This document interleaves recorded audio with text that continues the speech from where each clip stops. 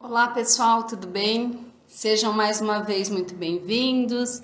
Eu agradeço a todos que têm acompanhado aí as aulas. Hoje nós estamos na 10ª aula que eu venho trazer aqui para vocês, tá bom? Para quem ainda não me conhece, né? Eu vou me identificar porque todos os dias eu vejo que pessoas novas têm acessado essas aulas, têm entrado lá nas minhas redes sociais, acompanhando o trabalho, tá bom? E isso a gente fica muito feliz, porque a gente se dispõe a fazer esse trabalho, né? O objetivo é ajudar os estudantes e bacharéis em direito, tá bom? Então, para quem ainda não me conhece, o meu nome é André Oliveira, eu sou advogada e eu atuo na área civil e criminal. E semanalmente eu posto para vocês conteúdos, tá? Para quem já me acompanha lá no canal do YouTube, sabe que lá eu estou como Sapere Aude, OAB, tá? Sapere Aude vem do latim ouse saber. Então, esse é o canal do Facebook. No Instagram também está como Saperial de OAB. E no YouTube vocês podem me encontrar como Dr. André Oliveira, mas também tenho o mesmo nome lá, mas eu acho mais fácil que vocês encontrem por Dr. André Oliveira, tá bom? E hoje, como eu já disse, nós estamos na 10ª aula, cada dia com conteúdo diferente, né? Para que ajude vocês aí nos estudos, para que clareie de alguma forma, né, a visão de vocês acerca da matéria. É sempre bom você pegar um conceito diferente. É a mesma coisa quando a gente está na faculdade, né? A gente vê o professor falando, você dá uma olhada no código para você já ir se familiarizando com ele na busca do que você precisa. Da mesma forma são os conceitos, né, de doutrinadores. Aí você também dá uma olhada no posicionamento jurisprudencial acerca daquela matéria. Então você vai agregando, né, os conceitos, a didática de cada um ali, a leitura. Então é bom que você acostume com todas as formas que ele é passado, porque às vezes você acrescenta coisa de uma pessoa, você vem acrescenta outra coisa que você não tinha visto daquela forma. Então esse é o melhor meio de estudo, né? Você não só dá uma olhada no código ali, na lei seca do código, mas também vê posicionamento de doutrinadores, jurisprudencial, né? Relacionado ao tema ali, ou a vários temas, tem muitos entendimentos, né? Então, com isso você vai adquirindo uma bagagem muito boa para você, e quando você for discorrer sobre aquele assunto, você consegue falar nele de inúmeras formas. Então, isso é bem importante, né?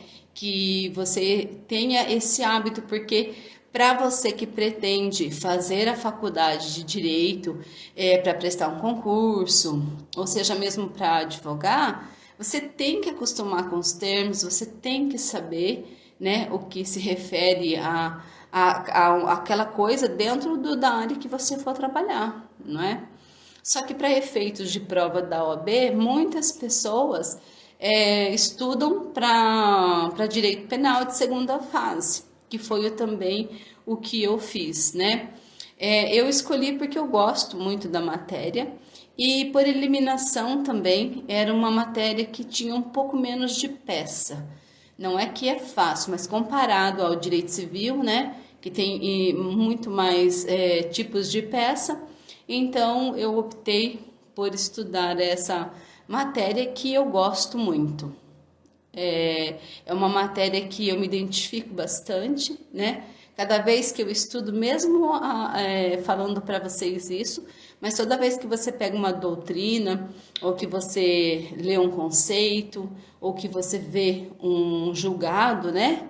Você vai verificar que cada um tem uma forma de passar sobre aquele conteúdo. Não precisa necessariamente ser diferente, porque não tem como ser diferente.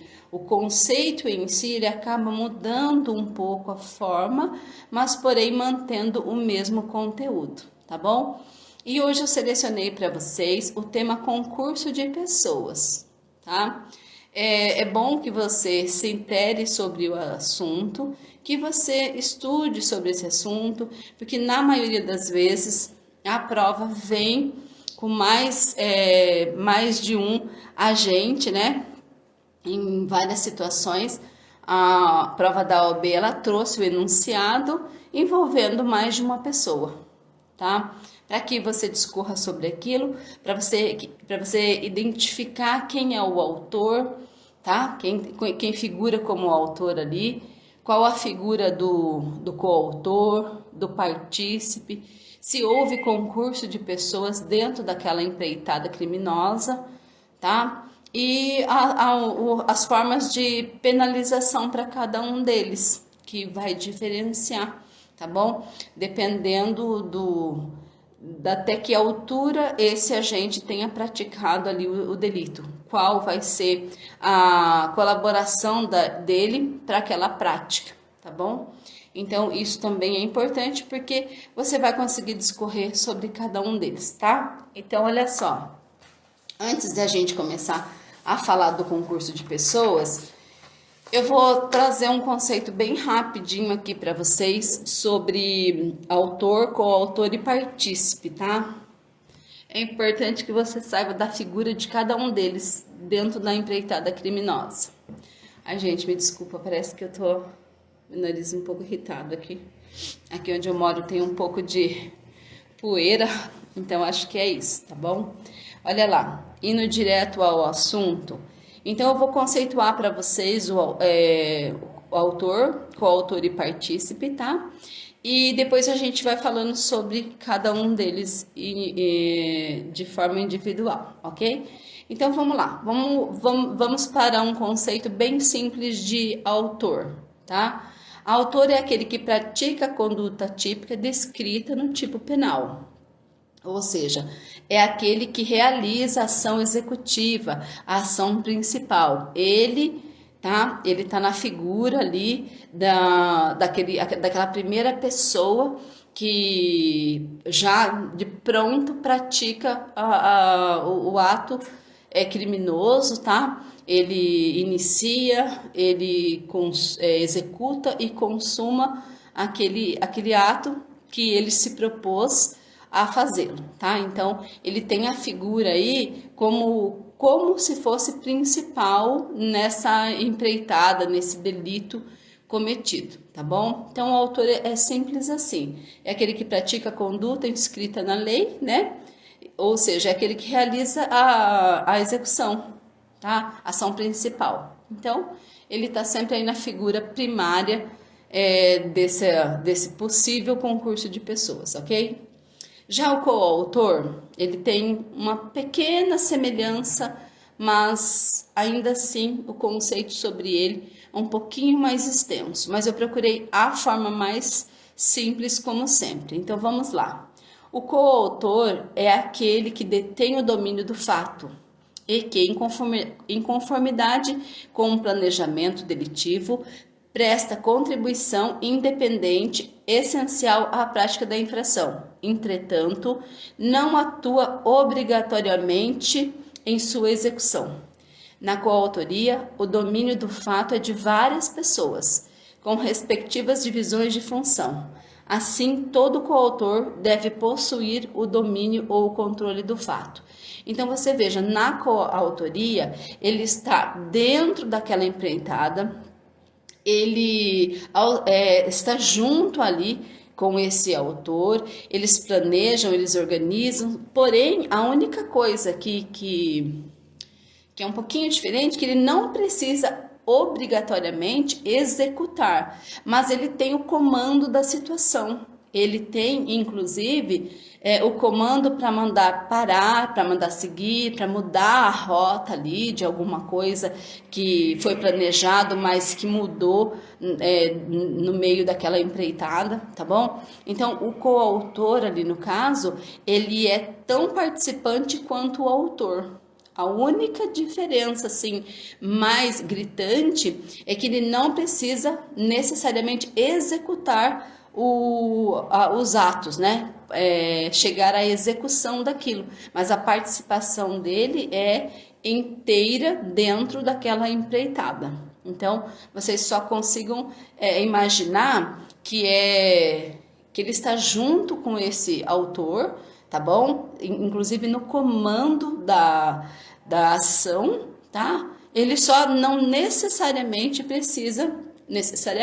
obrigatoriamente, precisa executá-la, tá? Do resto, ele está 100% atrelado à autoria deste crime, deste fato, tá bom?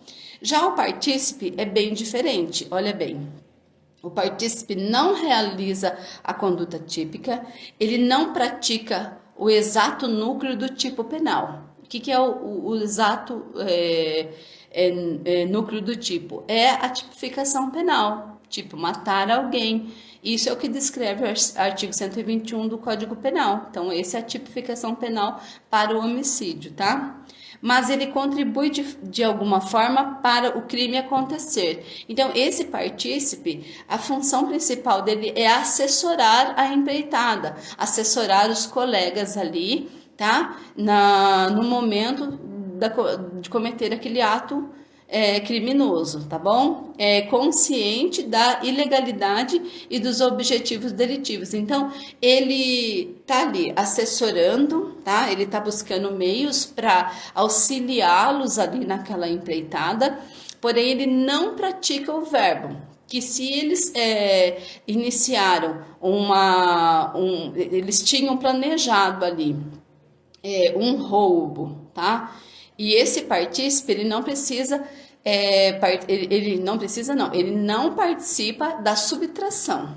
Subtrair aquela coisa, ele não emprega violência, no caso do exemplo que eu estou dando do roubo, tá? E nem a grave ameaça. Ele somente estava assessorando os demais para que assim o fizesse.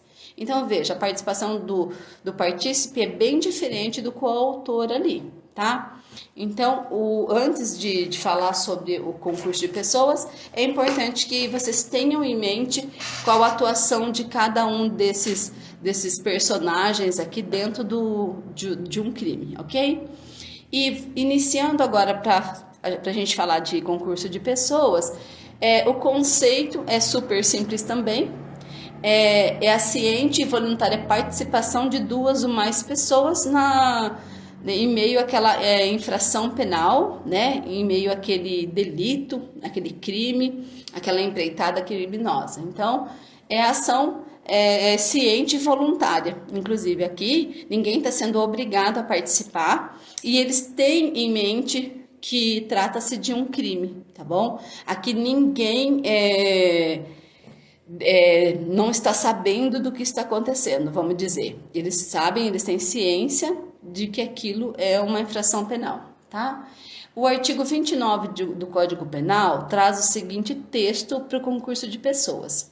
Quem, de qualquer modo, concorre para o crime, incide nas penas a este cominadas na medida de sua culpabilidade. Então, é quase aquilo que eu falei para vocês sobre autor, coautor e partícipe. O partícipe ali, seja em qual infração ele estiver, ele somente irá responder, segundo o artigo 29 aqui, à medida da sua culpabilidade. Então, ele vai responder pelo crime, porém de uma forma, de uma pena reduzida, tá? Aqui, a depender de qual crime foi praticado e da atuação desse partícipe, é só um exemplo, tá?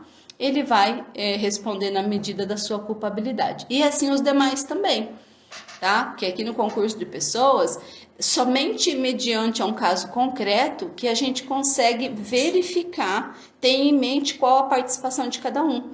Porque se eu der um exemplo para você, esse exemplo não será único, porque em meio à situação concreta somente que a gente consegue, né, saber qual a participação de cada um, apurar isso daí num processo, tá bom? E ainda mais que na hora ali um acaba entregando o outro, tá?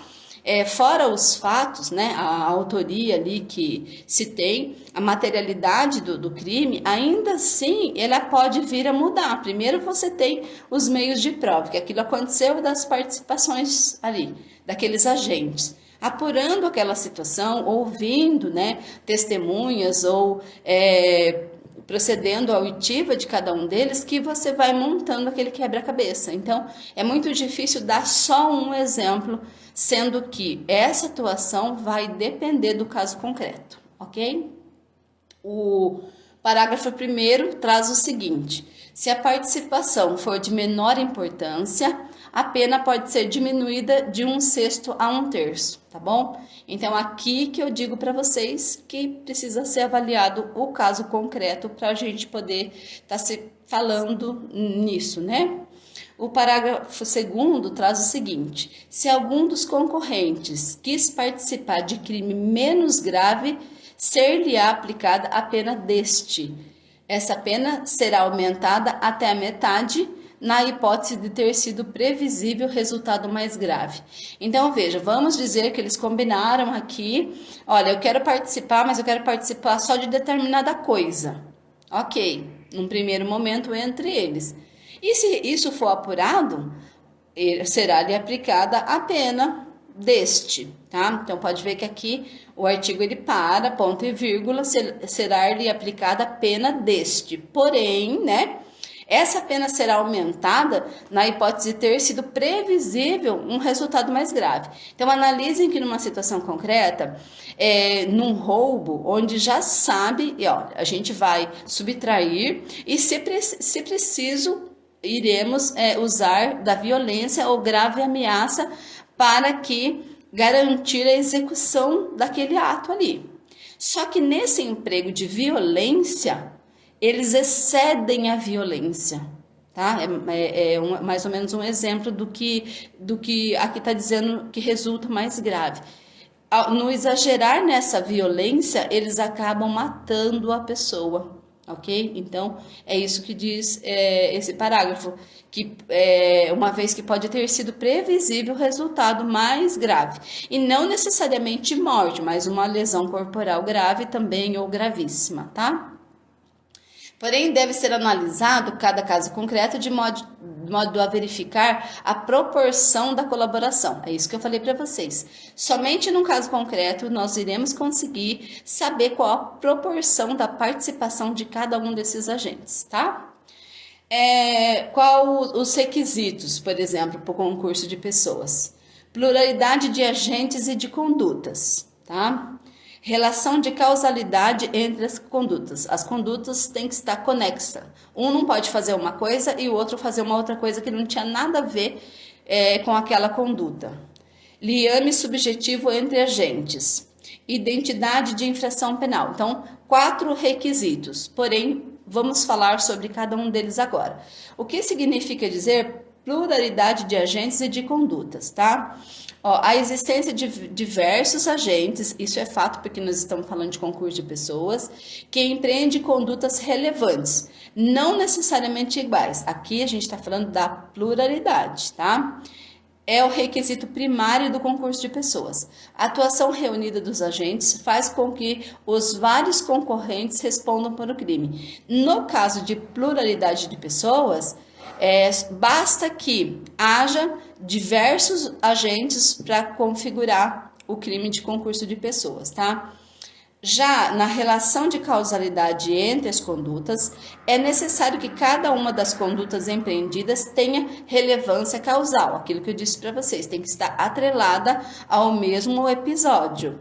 Pois se algum dos agentes praticar um ato sem eficácia causal, tá? Não precisa ser necessariamente atrelado à conduta, mas sem eficácia nenhuma. Vamos dizer que um deles em duas pessoas, né? Vamos dizer que em duas pessoas. Aqui não está dizendo a quantidade exata, mas o conceito aqui é participação de duas ou mais pessoas. Porém, vamos dizer que eles estejam em duas pessoas. Uma pessoa já havia atirado na vítima e, porventura, já tinha matado aquela vítima naquele primeiro golpe ou naquele primeiro tiro, tá? Aí vem o segundo e atira também.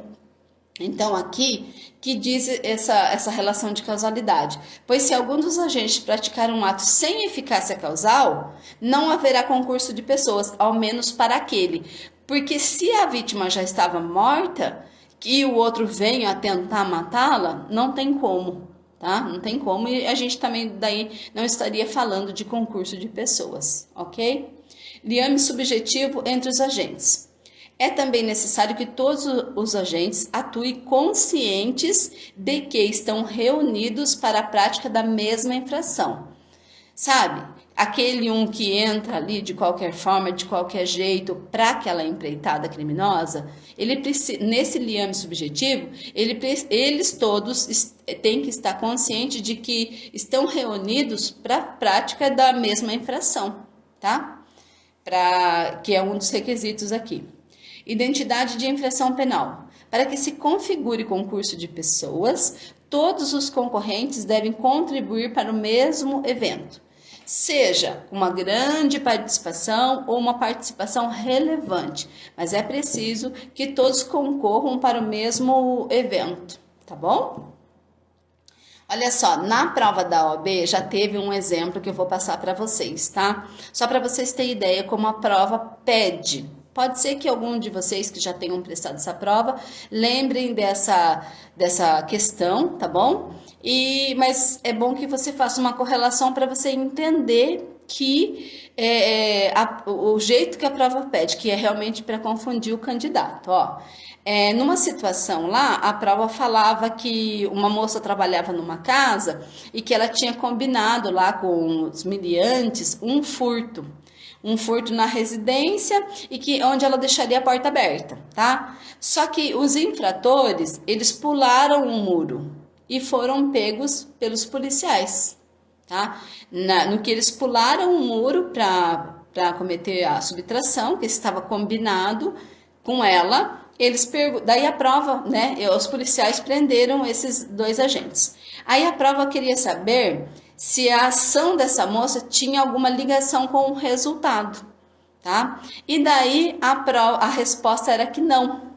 Ela somente irá responder pelo crime até onde praticou. Então, veja, o fato dela ter combinado com eles essa entrada, essa subtração, não a isenta de nenhuma participação. Porém, ela vai responder somente até onde ela praticou o ato, tá? Se eu não me engano, tinha alguma coisa na questão também que dava uma diferença entre a combinação dela com eles para entrar pela porta, que não foi dessa forma que ocorreu, porque eles pularam o muro e aí eles foram pegos pela polícia, tá? Então isso daí também tinha um peso ali na situação, por isso que ela respondia na medida em que ela participou, tá? Olha só, precisa ter atenção que no concurso de pessoas não basta só a pluralidade de agentes como requisito aqui. É também necessário que haja vontade, consciência, vínculo, pré-ajuste entre esses coautores, tá? Contribuição para o mesmo crime e resultado. Então, é uma coisa planejada, tá? Para que configure também esse concurso de pessoas, existem outras situações também que envolve, tá? É necessário que haja todo esse empenho aí desse grupo que vá praticar isso daí, seja duas ou mais pessoas, tá bom? Olha só. Agora, entrando um pouquinho na unidade de desígnios, dentro do concurso de pessoas, nós temos a teoria unitária ou monista. Que essa teoria ela é adotada pelo nosso ordenamento jurídico e onde essa teoria segue que a regra geral do artigo 29 que deve prevalecer, que é que dispõe esse artigo 29, que eu já fiz a leitura para vocês, né? Que quem de qualquer modo concorrer para o crime incide nas penas a este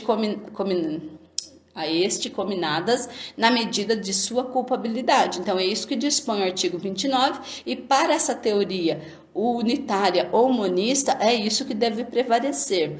E é isso que é aplicado, né, no nosso Código Penal. É adotada essa teoria. Porém, também tem uma teoria dualista, que diz que há um crime para o autor e o outro para o partícipe. Essa teoria não é adotada pelo nosso ordenamento jurídico, tá? E a teoria pluralista ou pluralística é a mesma coisa, tá? Teremos pluralidade de pessoas dentro do mesmo fato, mas irá separar os crimes para cada um deles. Essa também é uma teoria que é adotada no nosso ordenamento, tá? Onde eu disse para vocês, na medida, cada um irá responder na medida de sua culpabilidade, ok? Agora, olha só, eu vou dar um exemplo para vocês de teoria pluralística.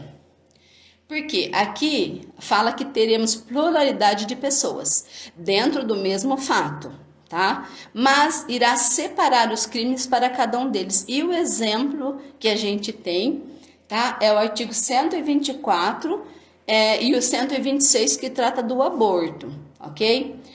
O artigo 124 do Código Penal diz assim: provocar aborto em si mesma ou consentir que outro lhe provoque. Nesse artigo 124, a pena é de detenção de 1 a 3 anos.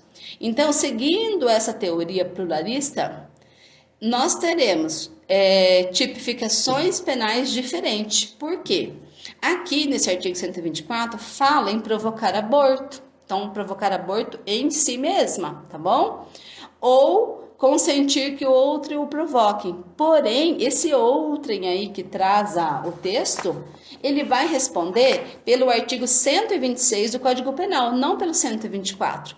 No 124 ficará somente a pessoa que praticar o autoaborto, tá? E quem ela consentir irá responder pelo artigo 126 do Código Penal, que diz o seguinte: provocar aborto com o consentimento da gestante. Vejam que a pena do artigo 124 é de detenção de 1 a 3 anos. Já a pena do artigo 126, para quem ela consentiu que praticasse, é de reclusão de 1 a 4 anos. Então, por isso, essa teoria pluralística ou pluralista, ela traz essa diferenciação, tá bom? Então, é preciso que vocês saibam isso. Se uma gestante provoca em si mesma, ela responderá para o artigo 124. Se ela consentiu que alguém o faça, ele vai responder pelo artigo 126.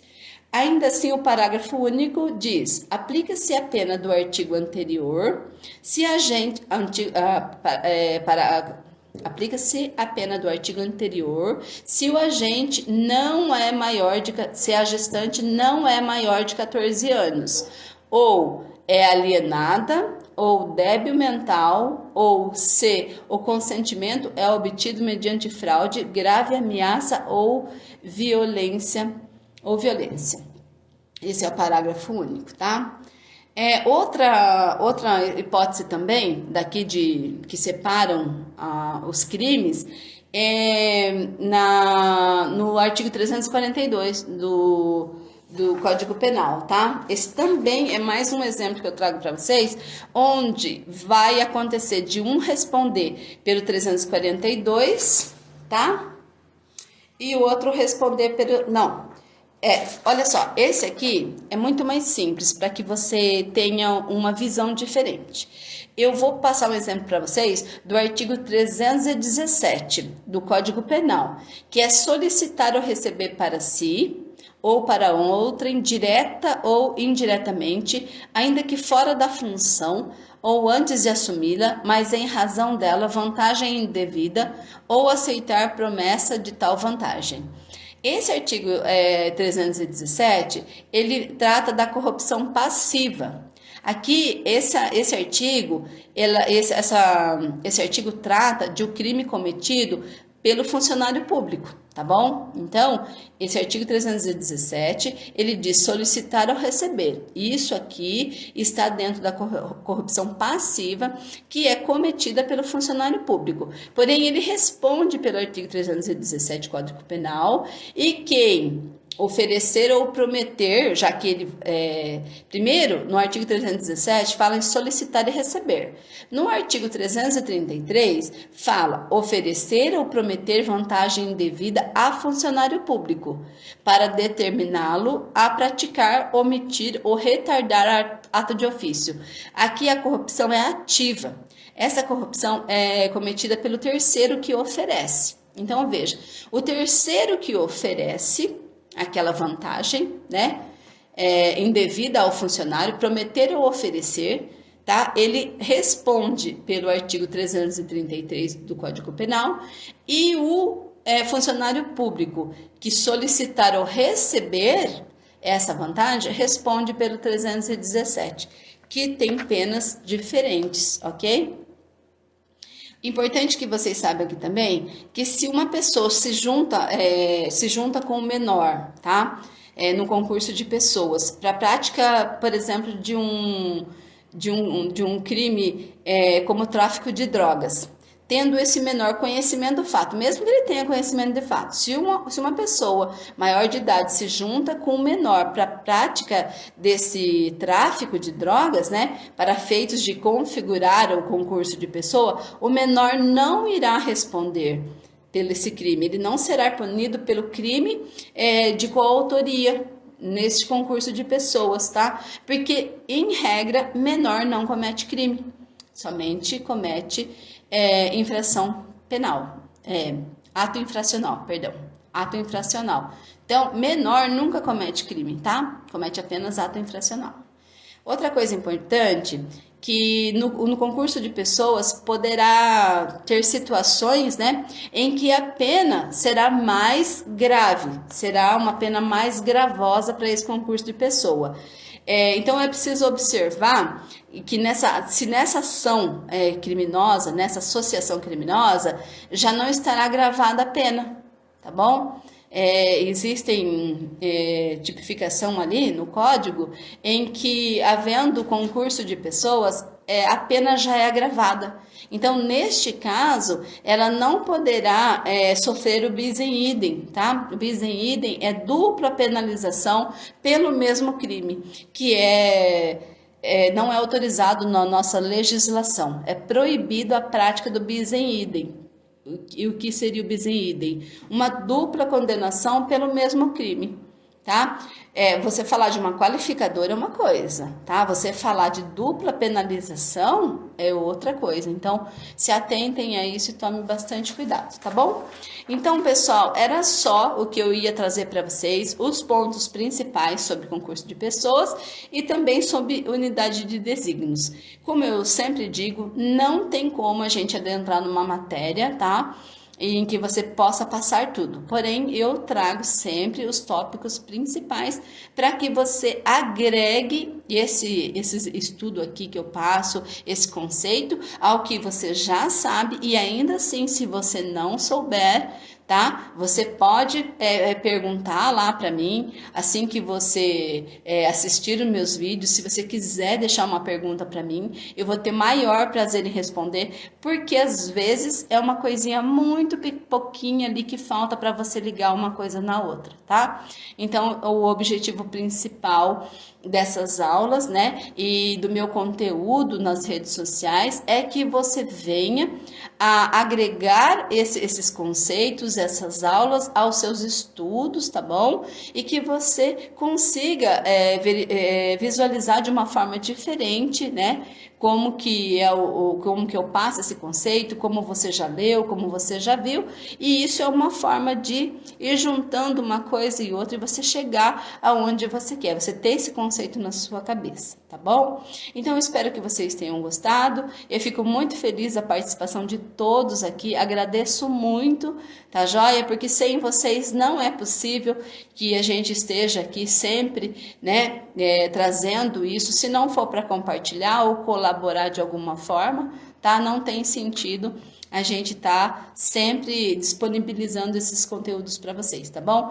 Quem tiver curiosidade ou quiser estudar mais coisas, essas aulas estão sendo disponibilizadas lá no YouTube, você encontra também no Facebook, Instagram, as aulas anteriores, porque hoje nós estamos na 10ª aula, tá?